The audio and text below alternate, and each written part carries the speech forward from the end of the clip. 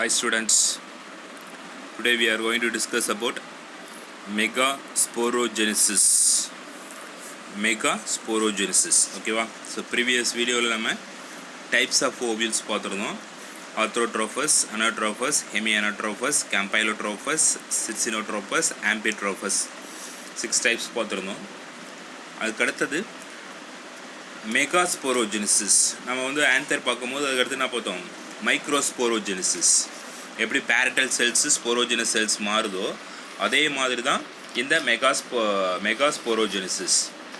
அப்போ அந்த மெகாஸ்போரோஜெனிசிஸ் எங்கேருந்து டெவலப் ஆகுது அப்படின்னா, the process of development of a megaspore from a megaspore mother cell is called megasporogenesis. ஓகேவா? இப்போ மெகாஸ்போர் மதர் செல்ஸ்லேருந்து மியாட்டிக்கலாக டிவைட் ஆகிட்டு தான் என்ன ஆகுது, மெகாஸ்போர் செல்ஸ் வந்து ஃபார்ம் ஆகுது. அதே சேம் தான் என்னது, microspore development of microspore from a microspore mother cells is called microsporogenesis சொல்லுவோம்ல. ஸோ அதை பேசிக்காக அப்படியே அதே தான், சேம் தான். அப்போ மதர் செல்ஸ்லேருந்து தான் அது டாட்டர் செல்ஸ் வந்து ஃபார்ம் ஆகுது. அப்போ அது வந்து மதர் செல்ஸ்லேருந்து micro mother cell, mega mother cells. ஓகேவா? ஸோ இப்போ இது மெகாஸ்போ மதர் செல்ஸ், இது மெகாஸ்போரோஜெனிசிஸ் அப்படின்னு சொல்கிறோம். Okay.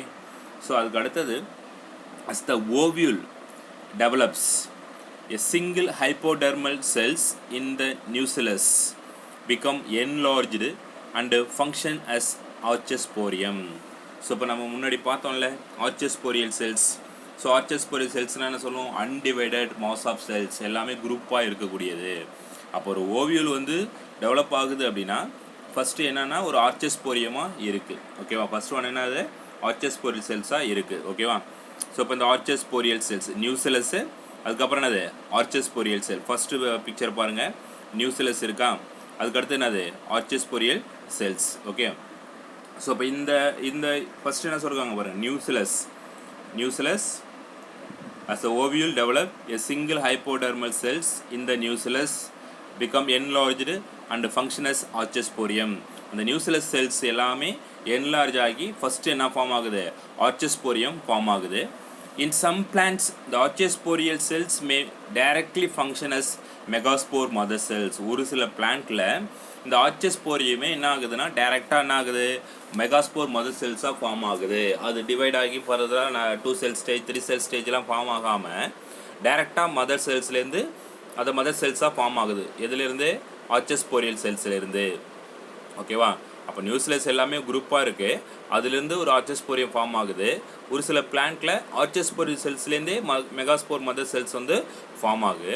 In others may undergo transverse division of form outer primary parietal cells and inner primary sporogenous cells. ஓகேவா? ஒரு சில பிளான்ட்டில் டைரெக்டாக மதர் செல்ஸாக மாறிடுது. ஆனால் இன்னும் ஒரு சில பிளான்ட்டில் டிரான்ஸ்வர்ஸ் டிவிஷன்ஸ், அதாவது குறுக்கு வாட்டத்தில் டிவைட் ஆகிட்டு அது பிரைமரி பேரட்டல் செல்லாகவும் பிரைமரி ஸ்போரோஜினஸ் செல்ஸாகவும் மாறுது. அவுட்டர் வந்து பிரைமரி பேரட்டல் செல்ஸ், இன்னர் வந்து என்னது பிரைமரி ஸ்போரோஜினஸ் செல்ஸ். நம்ம ஏற்கனவே அந்த பிக்சரில் பார்த்த மாதிரி தான் நம்ம பேரட்டல் செல்ஸ் இருக்கும், அதுக்கப்புறம் என்னது ஸ்போரோஜினஸ் செல்ஸ் வந்து ஃபார்ம் ஆகும். அதே மாதிரி தான் இந்த மெகாஸ்போர், அதாவது ஓவியலுக்குள்ளேயும் எப்படி ஃபார்ம் ஆகுது அப்படின்றது இதுதான். ஸோ அப்போ அந்த ஸ்போரோஜினஸ் செல்ஸும் எல்லாமே ஃபார்ம் ஆகுது. இப்போ அந்த parietal cells may remain undivided or divided few periclinial and anticlinial division to embed the primary sporogenous cells deep into the nucleus. ஓகேவா? ஸோ அப்போ வந்து மறுபடியும் வந்து பிரதிக்கிணையாக, அதாவது பக்கவாட்டில் டிவைட் ஆகி பேரட்டல் செல்ஸ் வந்து டிவைட் ஆகிட்டு, ஸோ இப்போ வந்து எது பக்கத்தில் ஃபார்ம் ஆகுது அப்படின்னா ஸ்போரோஜினஸ் செல்ஸ் வந்து அதுவும் நியூசிலஸ்க்குள்ளே ஃபார்ம் ஆகுது. அந்த பிரைமரி ஸ்போரோஜினஸ் செல்ஸ் தான் functions as a megaspore mother செல்லாக ஃபார்ம் ஆகுது. பேரட்டல் செல்ஸ் அப்போ அதில் என்ன சொல்லுவோம், பேரட்டல் செல்ஸ் வந்து ஆந்தர் வாலாக மாறிச்சு. ஆந்தர் வால் மாறின பிறகு அதுக்கப்புறம் ஸ்போரோஜினஸ் செல்ஸ் தான் கொஞ்சம் கொஞ்சமாக போலங்கிரைன்ஸ் அந்த ஆந்தர் அதெல்லாம் டெவலப் ஆச்சு. ஓகேவா? ஸோ இப்போ உள்ளே இருக்கிற அந்த டேபிட்டம் அந்த இதில் ஃபார்ம் ஆகிட்டு அதில் இன்வேர்ட் ஆச்சு. ஸோ இப்போ அதே மாதிரி இதில் ஸ்போரோஜினஸ் செல்ஸாக மெகாஸ்போர் மதர் செல்ஸாக ஆக்ட் ஆகுது. மெகாஸ்போர் மதர் செல்ஸ், இந்த megaspore mother cells MMO, the undergoes meiotic division to form 4 haploid megaspores ஓகேவா. ஸோ இப்போ அதுலேயும் என்னது மெகாஸ்போர் மதர் செல்ஸ்லேருந்து மியாட்டிக்காக டிவைட் ஆகிட்டு மியாசிஸ் மூலமாக டிவைட் ஆச்சு அப்படின்னா ஸோ அதில் வந்து மெகாஸ்போர் வந்து ஹாப்ளாய்ட் நியூக்ளியஸ், அதாவது டிப்ளாய்டு அப்படின்றது ஹாப்ளாய்டு. ஸோ 2 செட்லேருந்து 1 செட்டாக மாறுது, அப்போ தனித்தனியாக பிரியுது. அப்போ மெகாஸ்போர் மதர் செல்ஸ்லேருந்து தான் டிவைட் ஆகிட்டு ஹாப்ளாய்டு மெகாஸ்போர்ஸ் வந்து ஃபார்ம் ஆகுது. 4 ஹாப்ளாய்டு மெகாஸ்போர். அதுலேயும் வந்து 4 ஹாப்ளாய்டு மைக்ரோஸ்போர் ஃபார்ம் ஆகும். அதே மாதிரி இதில் 4 haploid megaspores. Based on the number of megaspores that develop into the embryo sac, we have 3 basic types of development. So இப்போ வந்து அந்த மெகாஸ்போருடைய நம்பர்ஸ் எத்தனை இருக்குது, 1 2 3 அதை பேஸ் பண்ணி அந்த எம்ப்ரியோ சாக்குள்ளே எப்படி டெவலப் ஆகிருக்கு எம்ப்ரியோ சாக்குள்ளே அதை பேஸ் பண்ணி தான் டைப்ஸ் 3 டைப்ஸை மெயினாக இம்பார்ட்டண்ட்டாக பிரிச்சுருக்காங்க. ஒன்று என்ன அப்படின்னா monosporic, second one bisporic, third one tetrasporic. Mono bi tetra 1 2 4 டோட்டலாக 3 பேசிக் டைப்ஸ். எதை பேஸ் பண்ணி மெகாஸ்போர்ஸ், அதாவது நம்பர் ஆஃப் மெகாஸ்போர்ஸ் வந்து எம்ப்ரியோக்குள்ளே டெவலப்மெண்ட் ஆகிருக்கிறது, எதை எப்படி டெவலப்மெண்ட் ஆகுது அதை பேஸ் பண்ணி தான் இந்த 3 டைப்பை பிரிச்சுருக்காங்க. ஒன்று என்னது மோனோஸ்போரிக், செகண்ட் ஒன்று என்னது bisporic, third one tetrasporic. The megaspores are usually arranged in the linear tetrad. ஓகேவா, லீனியர் டெட்ராட், அதாவது ஒரு 4 இது செல்ஸ் இருக்குது, யூஸ்வலாக அரேஞ்ச் ஆகிருது ஒரு நீள் ஓட்டத்தில் 4 ஃபார்மேஷன்ஸ் இருக்குது. Of the 4 megaspore form usually the chalazal 1 is a functional and other 3 megaspore degenerate. 4 இருக்கிறதுல ஒன்று மட்டும்தான் அது செலசல் வந்து அது மட்டும்தான் ஃபங்க்ஷனலாக ஆக்ட் ஆகுது, மீதி எல்லாமே அழிஞ்சிடுது. 3 மெகாஸ்போர்ஸு டிஜெனரேட் ஆகுது. The functional megaspore form the female gametophyte or embryo sac. அந்த செலசல் ஒன்று தான் ஃபங்க்ஷனல். அப்போ அந்த ஃபங்க்ஷனல் மெகாஸ்போர்ஸ் மட்டும்தான் அது to form female gametophyte or embryo sac.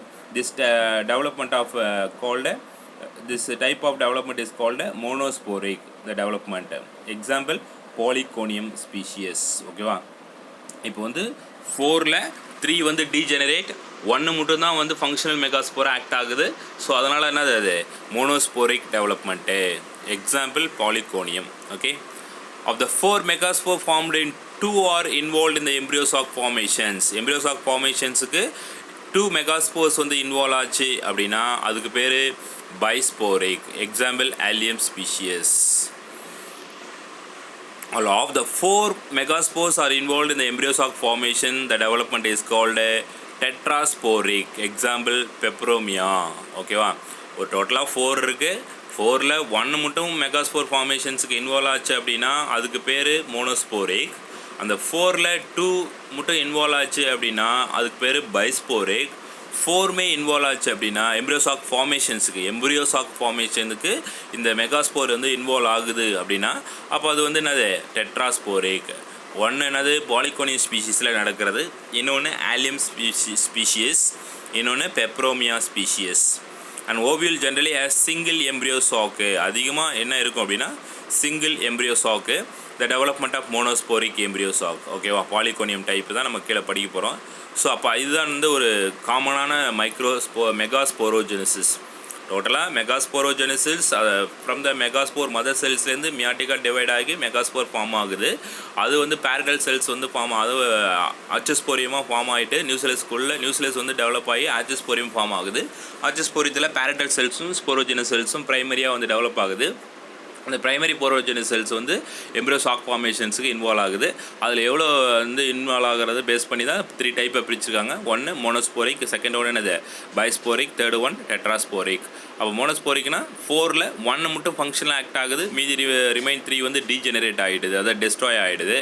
அதே மாதிரி 2 இன்வால்வ் ஆச்சு எம்ப்ரியோ சாக் ஃபார்மேஷனுக்கு, 2 மெகாஸ்போர் இன்வால்வ் ஆச்சு அப்படின்னா பைஸ்போரிக், 4 இன்வால்வ் ஆச்சு அப்படின்னா டெட்ராஸ்போரிக். ஓகேவா, ஸோ இப்போ இந்த development of monosporic embryo sac. இப்போ இது மூணுமே நீங்கள் வந்து இன்றைக்கி டெஸ்ட் எழுதி வேண்டி காட்டுறது ஜஸ்ட்டு மோனோஸ்போரிக், பைஸ்போரிக், டெட்ராஸ்போரிக். ஸோ அப்போ வந்து 1 megaspores formations the development of my embryo sac formation is called monosporic. அதை மட்டும் நீங்கள் என்ன பண்ணுறீங்க, மோனோஸ்போரிக்னா என்ன, பைஸ்போரிக்னா என்ன, டெட்ராஸ்போரிக் என்ன அப்படின்னா டெஸ்ட் எழுதி காட்டுங்க. Okay, so development of monosporic embryo sac இதை ஃபஸ்ட்டு மட்டும் எப்படி வந்து டெவலப்மெண்ட் ஆகுது. The stages of embryo sac development and organization is the simplest monosporic type of development. ஓகேவா, எப்படி வந்து ஒரு இது வந்து ஃபார்ம் ஆகுது அப்படின்றதான். ஸோ இப்போ இந்த பிக்சரை பாருங்கள். இது வந்து எம்பிரியோ சாக் ஃபார்மேஷன்ஸ் தான். ஓகேவா? ஃபஸ்ட்டு நியூசிலஸு, அதுக்கப்புறம் என்னது ஆர்ச்சஸ்போரியல் செல்ஸு, அப்புறம் ஆர்ச்சஸ்போரியல் செல்ஸ்னா அது மெகாஸ்போர் மதர் செல்லாக ஃபார்ம் ஆகுது. அதுக்கடுத்தது 4 மெகாஸ்போர், அதாவது ஃபங்க்ஷனல் மெகாஸ்போர்ஸாக டோட்டலாக ஆக்ட் ஆகுது. இதில் 2 செல் ஸ்டேஜ், 4 செல் ஸ்டேஜ். ஓகேவா? இதில் வந்து 1 செல் ஸ்டேஜ், அந்த ஃபங்க்ஷனல் மெகாஸ்போர்ஸ் ஏதாவது ஒன்று மட்டும்தான் ஃபங்க்ஷன் ஆகுது மோனோஸ்போரிக்கு.